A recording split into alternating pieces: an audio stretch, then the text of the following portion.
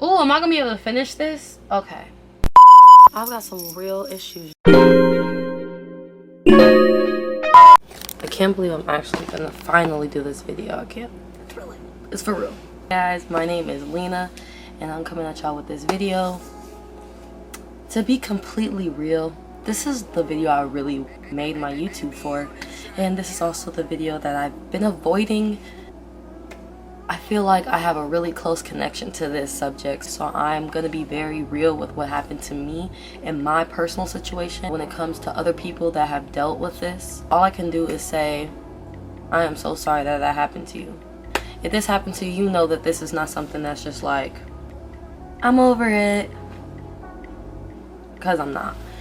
But you do learn to live with it, and I hope that all of us can use it to fuel us to be better people and to go after what we want and take charge of our lives, and just to be empowered and know that you supposed to be here. What happened to you does not make you who you are. It's just something that happened to you on your journey. So while I'm preaching to y'all, I'm preaching to myself. If someone is doing something to you that you do not want to happen, and the person that's doing it to you don't think they're gonna get caught, and you not gonna say nothing, yeah, we gotta stop that. We gotta stop giving these people that hurt people power of privacy. I'm gonna tell y'all this story, so I'm gonna try really hard to keep it short, but it's a long story, and y'all like the tea, and I'm about to give y'all the tea. So get y'all a snack, get some water. Let's get into this video. Let's just hope this is a one and done take. Rewind back to 2007, 2008. I was 11 years old. My background story, I was being raised by my great grandmother, and she was raising me and my two younger sisters. We was on like help from like the state. It wasn't always enough, and like my grandma had to like continue to work. We wasn't poor, but we wasn't like rich either. The summer of me going into 6th grade, so I had just ended 5th grade, I'm about to go into 6th grade. We're gonna call her Christiana. Like, hey Lena, Christiana's gonna be living over here for the summer. I'm 11, she was 10. So we like the same stuff, like High School Musical, we like Hannah Montana. There was no social media or nothing. Life was pretty chill. I was in a good space. I'm like, okay, this could be my friend. What was going on with Christiana, I wasn't really sure about her situation. All I know is her uncle, who was not her uncle, was gonna be her caretaker, and his wife. Well, I'm not gonna sugarcoat it. His name is Gerald. That's his name. And his wife, I really want to say her name too. I'm just gonna call her wife. That's it, because that's what she wanted to be to him, and that's what she still is to him. So that's gonna be her name. Me and Christiana get real close. Summer was great. Like, Gerald and wife, they were super nice. They invited me into their home. Like, they started treating me like I was part of their family. I started hanging out with their family during that summertime. We all went to the same church. Me and Christiana was on the praise team together, and Gerald is a deacon at the church that we attend.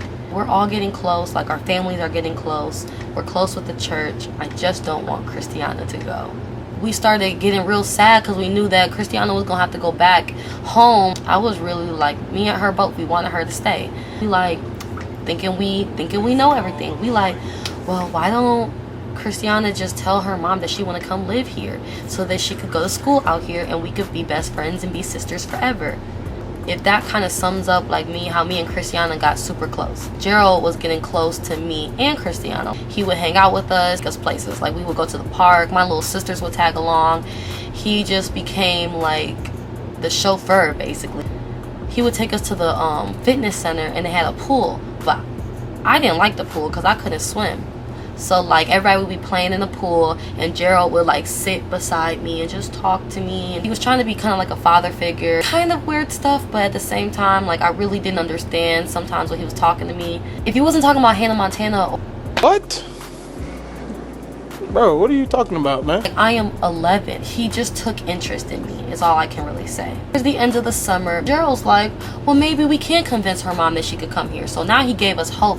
The church had like a church retreat at this park called Jellystone. Like, I don't think the park's open anymore, but then go to Jellystone, and on our reunion, a little boy drowned. Like, he legit drowned in front of us, and it was traumatic. It was at like a lake. they had like a trampoline towards like the deeper end that you could jump in. I guess he was over there. Next thing I know, they're like, we need a dive team. So they got a dive team, and within like 20 minutes they had found his body and pulled it on the beach. And like, his parents wasn't there. It was like his friends that they all went together. So they pulled him on the beach and tried to resuscitate him. But so after that happened, Gerald was like, well, I want to enroll you in swim lessons, because I was literally petrified. Gerald paying for my swim lessons, that means I spent a lot of time with him. Now, me and Christiana really wanted her to come to school out there, but she could not that school year. There was no way. So me going into the 6th grade and her going into the 5th grade, there was no way she could come and live out where I live. So we knew that we wouldn't be together all the time. So not only was Gerald taking me to swim lessons, but he was like, well, how about every Friday I will go down there, get Christiana, and bring her out here for the weekend, so she could continue to be on the praise team. We could still go to church together, and like, she just wouldn't be gone. So we loved that idea. So every Friday he would pick me up and we would go to get Christiana and bring her back, and we would spend the weekend together. I would spend the night over at Christiana's house. She spent the night over my house, back and forth, back and forth. It started getting really weird. Gerald's wife would go to work. She worked night shifts. So it would just be me, Christiana, and Gerald in the house. I remember the first time that Gerald molested me. I was laying in Christiana's bed. It was late. I was asleep. But for some reason, I felt somebody walk into the room. It even gives me chills. He just knelt down beside me, because she was on this side of the bed and I was on this side of the bed. She had like a queen size bed. So he knelt down beside me and he just started like rubbing his hands like on my chest. And I had known this man for quite a while. He's a family friend. He's Christiana's uncle. He's a father figure to me. Y'all, I legit did not know what to do. Like, it started off with him just doing that. So he's doing that. Oh my gosh, like, I didn't know what to do, so I was frozen. So that went on. He kept rubbing on me and just like moving his hands down my private part, my legs, like just rubbing on me like I was a freaking dog. Like, I'm not, like, he was petting me. After that, that's all he did. He got up and he left. And that was the first time that he had ever touched me. The next morning, he just acted like nothing happened. I didn't know what happened. And like, I legit was like thinking I dreamt it, thinking like, no, like, no. I didn't tell nobody because I didn't even know what to say. I didn't even know what was going on. I didn't want that. I just didn't want that, but I didn't know how to say no. I didn't know how to say it. I wish I could just go back and be like, Lena, just say no, but I can't. I just gotta keep telling y'all what happened. Man, this story is fucked up. A little backstory about Gerald. Gerald is a 64-year-old man at the time. He's diabetic. It was something up with his teeth or something like that. He had like, his leg was messed up and he had like this limp because all his toes was like gone on his like left side. Just old. He was 64 and I am 11. The age difference right there is traumatizing. Like, I can't even explain to you. Like, that's just sick. It was disgusting. Like, anger and like, but I just could not express it. Just acted like it didn't happen. So anytime I would spend the night over there, he would do that. So by the third time, I'm like, I cannot do this. Like, if I spend the night over there on a Friday night or a Saturday night, because one of the nights she's sleeping over my house, he would do something to me, like starting to pick up, like, I don't want to spend the night over there anymore. And then I started thinking about Christiana, and I'm like, I don't want this to happen to her. And I didn't know how to tell her because I didn't think she would believe me. I didn't think anybody would believe me. I barely believed it was happening myself, so I didn't even know how to bring it up. Gerald had a lot of access to me. He always found ways to be alone with me, whether it be driving. He would pull me into his study and we would talk, and it just progressed quickly. It progressed quickly because he realized that I wasn't saying anything, so he just took that as a free-for-all. During the week, I would go over there and play The Sims or be on the computer because like we didn't have a computer, and I wanted to be, connected on Facebook, on MySpace. I wanted that. And at that point, really nothing really had happened when I was awake. So it went from me being sleeping to I was in the computer room playing The Sims, whatever. He comes in, starts talking to me. As I'm playing on the computer, he's just rubbing my chest. I didn't even have no chest. Like, what you see now, like, none of this was here. I was afraid of him. I was petrified of him. And after he started doing that and saw that I wasn't really saying anything, and like, the only reason I wasn't saying anything is because I put all that energy of hating him and wanting to scream inward. I was internalizing everything, how I felt. So even though I didn't express how I felt, I was feeling it on the inside, and it started to take a toll. And I quickly went from being a happy 11-year-old watching Hannah Montana and doing gymnastics and having fun and being a go-lucky kid into a depressed, inward, mean, just not the Lena that people knew. Made me hate myself and know how to process it. Because I just wanted to be normal and fit in, but my brain was on so many other things and I couldn't really be a kid anymore. Like, he took that from me. He took me being able to be innocent and put me in a situation of like not trusting myself, not trusting anybody, and hating myself, and just like it just was not good. Of course it was alarm for everyone. They're like, okay, well, Lena, she's not the same. But my grandma just blamed it on the devil. And so did everybody else in my church. They just blamed the devil, and they said that I was just depressed and I needed to pray more. Nightmares so bad that I was thinking I was seeing the devil in my room. So I would sleep with my grandmother. I started to want to commit suicide. I didn't really know what suicide was at the time. I didn't really know what it meant to want to kill yourself. But I knew that I hated myself and I wanted to hurt myself. So I started writing poetry. That summer, I went on a trip with Gerald and wife and Christiana with their family reunion. Stuff happened to me. All I can say, y'all, is anytime Gerald got me alone, he would do stuff to me. It progressed so bad that he had full out make-out sessions with me. I'm thinking, if I don't kill myself and or if I don't let this happen, he's gonna take my sisters. I kept thinking he was gonna take my sisters or Christiana, because I really didn't think I was special.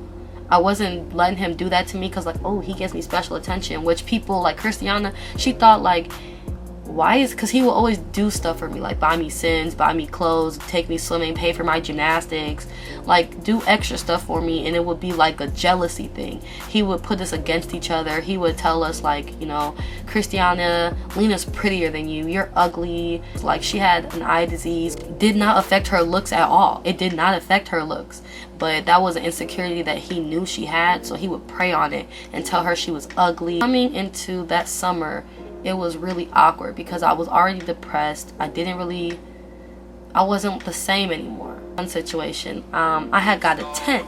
I got a tent, and we had slept in the tent in the basement. Me, my two younger sisters, and Christiana. And I was so sure that because we were all together, my little sisters were there.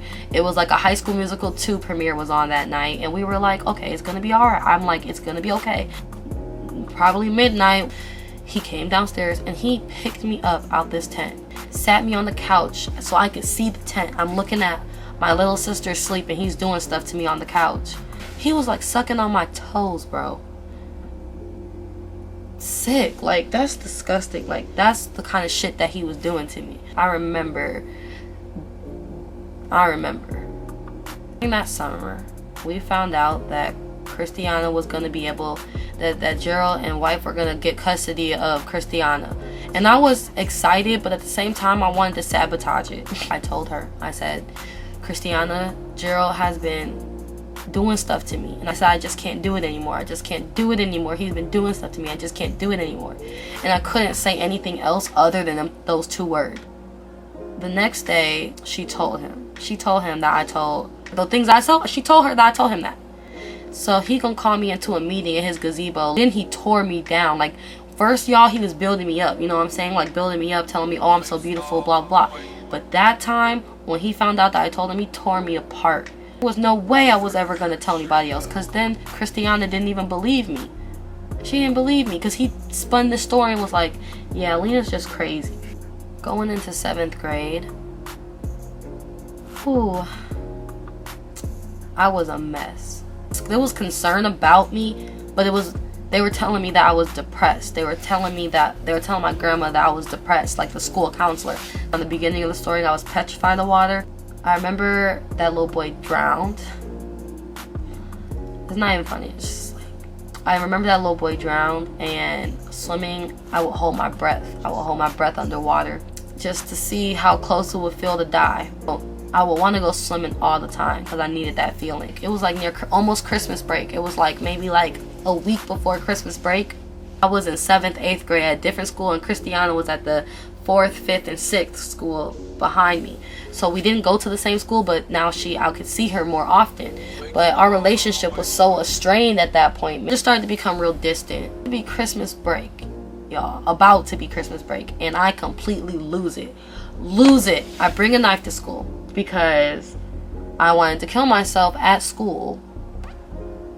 I don't really know. I was really gone. I brought this knife to school. It got out that I brought a knife to school, and I remember they called me into the office. They're like, Lena, did you bring a weapon to school? I have my book bag, that green army book bag, and I'm like, oh fuck. Like, I lost it. Like, I just started crying. I just wanted to hurt myself. I just didn't want to hurt anybody else. Like, because I didn't want them to, like, they said a weapon. So now I think they think I'm trying to hurt somebody, because I wasn't trying to hurt nobody but myself.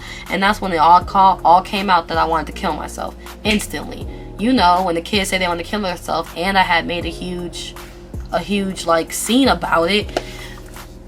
Like, I feel like I was reaching out for help, but I wasn't actually like telling people. Like, it was by the grace of God that someone told.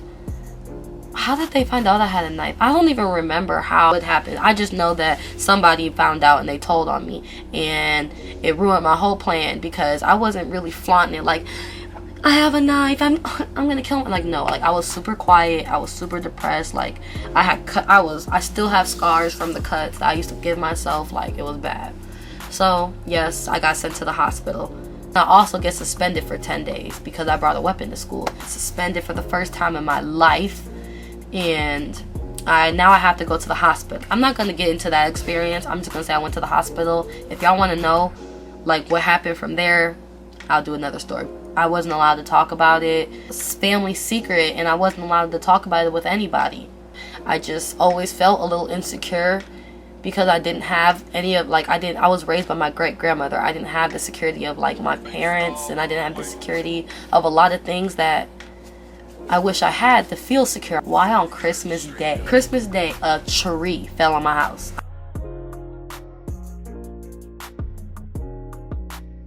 We had to go. Oh, this part's gonna be hard.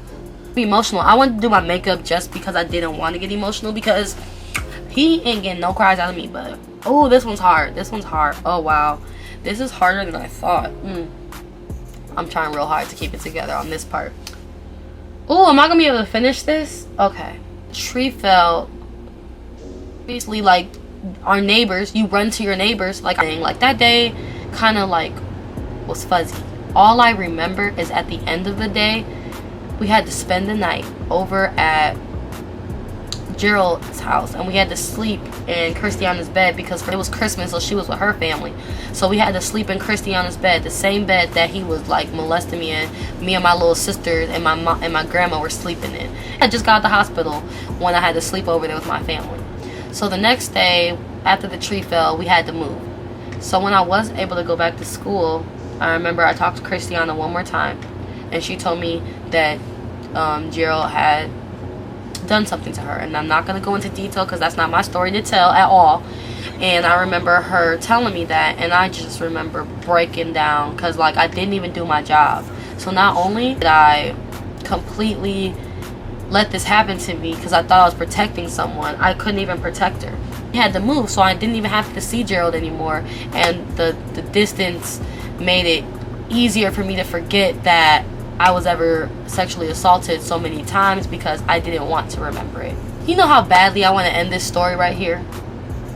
And be like, well, that's all. The tree fell. I never saw Gerald again. I was finally out of that situation for the first time, and I didn't even know how to act. I didn't know how to feel. Like, I knew it was over. It felt over. When the tree fell, it felt over. It fucking got worse. Living in a fantasy world at this point. Like, I don't know how deep I want to go into this because I just want this story to be strictly my molestation story. I don't want this to be about my mental health, but obviously that traumatic experience wreaked havoc on my mental state. A police knocked on my door. I'm like freaked out because the police are there. They're like, did Gerald ever touch you inappropriately? And I said, no. And just asking me all these questions, I just kept saying nope, nope, nope. And he said, well, okay. And that was it. So they dismissed Christiana's case. Christiana hated me. I feel her. So me and her, she didn't understand why I lied. And I didn't understand why I lied. So she starts telling everybody at school that I'm like a liar. And like everybody at school is like, yeah, Lena's a liar. We don't like her. All this stuff. So now people are bullying me. And the one time I was going to the rec center and the girls like stood in a circle and I walked by and they were like, you're a hoe. You're disgusting. Just stuff like that. Never said anything to anybody ever again about it. Gerald continued to bribe me. Like, he bought me my first car. He bought me a phone. He, like, continued to support my gymnastics and my swimming financially. Like, he just did that kind of stuff so I would not say anything. But little did he know I wasn't saying anything. Not because he was buying me stuff, but I wasn't saying anything because I was so scarred and terrified that I thought my grandma would die, that I would lose everybody, that I just couldn't do it. And like I accepted the gifts, I guess, but like my car, by the time I turned 16 and he bought me a car, I tried to crash the car because like I knew it came from him. That landed me back in the hospital, bro. Like, that's a whole different time. Like, I just want to give y'all the molestation story, how it ended. It pretty much ended after that. Came back and told my family. I told them everything, and by that time, it had been years since Gerald had actually assaulted me. So there was no proof. There was no evidence. I had already lied to the police. It was just not a good situation. And here I am now. So I have never talked to Gerald again, other than like when I was 16, like when he bought me my car. So like I never really saw him again. Like he stopped coming to church, and after that, and like I stopped going to church after so long. Like I think like 17, I stopped going to church, and you know, I do have a lot of mental issues that I deal with because of the trauma that I put myself through and that Gerald put me through, and that just of my upbringing in general, that the odds were against me. This has a lot to do with why I am the way I am and why people might think that I'm weird. Because I am weird. I'm sorry, not sorry. Like, I've apologized enough to people for how I am and how I operate and why I might be a little crazy at times. I'm a strong person. And I'm very proud of myself for all the progress that I have made.